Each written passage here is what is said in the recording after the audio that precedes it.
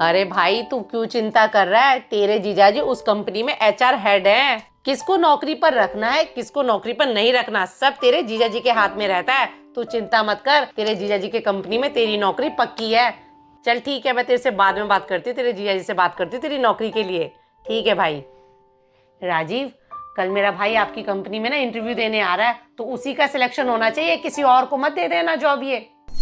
एक बात बताओ डॉली, आपने मुझसे बिना पूछे अपने भाई को उस पोस्ट के लिए हाँ कैसे कर दी? अरे आपका भाई उस पोस्ट के लिए कैपेबल नहीं है।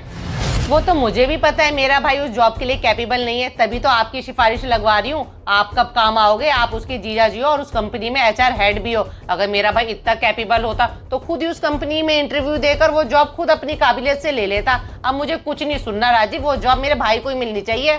कमाल है यार, आप तो पीछे ही पड़ गई हो डॉली। ऐसे सिफारिशों से अगर नौकरियां मिलने लग गई तो जो बेचारे काबिल लोग हैं वो तो पीछे ही रह जाएंगे।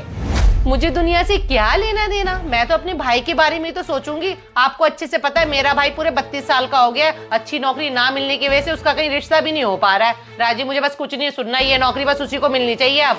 प्लीज यार, अब मेरे ज्यादा पीछे मत पड़ो। अगर आप चाहती हो आपका भाई मेरी कंपनी में नौकरी करे ना, तो उसको 1 साल रुकना पड़ेगा। मैं उसको 2-4 कोर्सेज बता देता हूँ, वो कोर्सेज वो कर ले, तब मैं अपनी कंपनी में उसकी नौकरी लगवा दूंगा। अच्छा जी, आपकी कंपनी में नौकरी करने के लिए मेरा भाई पूरे 1 साल इंतजार करे, तब तक वो 33 साल का हो जाएगा और तब तक उसकी शादी भी नहीं होगी। और क्या गारंटी है 1 साल के बाद भी आप अपनी कंपनी में उसकी नौकरी लगवाओगे या नहीं लगवाओगे? राजीव, ये सही मौका है उसकी नौकरी के टाइम का, तो अभी आप ये नौकरी उसी को ही दो।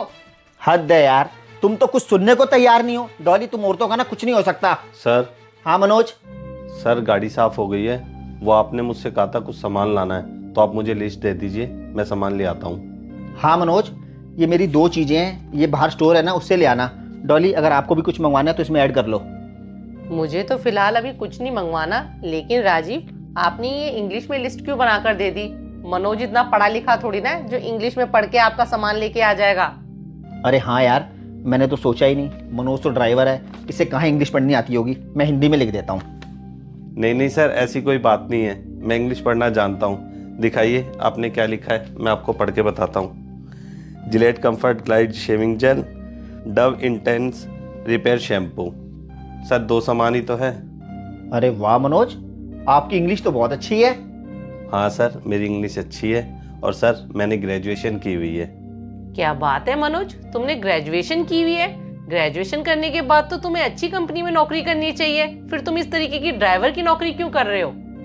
क्या बताऊँ मैडम, मैंने ग्रेजुएशन करने के बाद कंपटीशन की तैयारी भी की और कई जगह नौकरियों के लिए भी अप्लाई किया, लेकिन मैडम वहाँ सिफारिश ही चलती थी।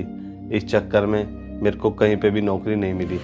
क्या मनोज, सिफारिश ही चलती थी? अच्छा।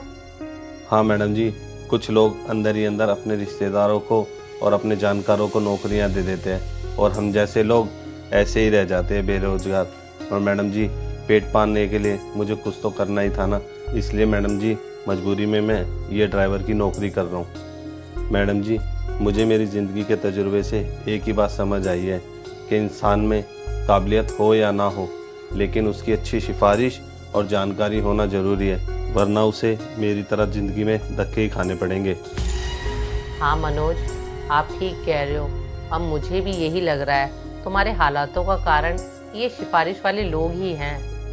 राजीव, आप अपनी कंपनी में एचआर हेड हो और मुझे आप पर पूरा यकीन है कि आप अपनी कंपनी में किसी को भी नौकरी दोगे ना, तो उसकी काबिलियत देखकर ही दोगे, ना कि उसकी सिफारिश और जानकारी देखकर।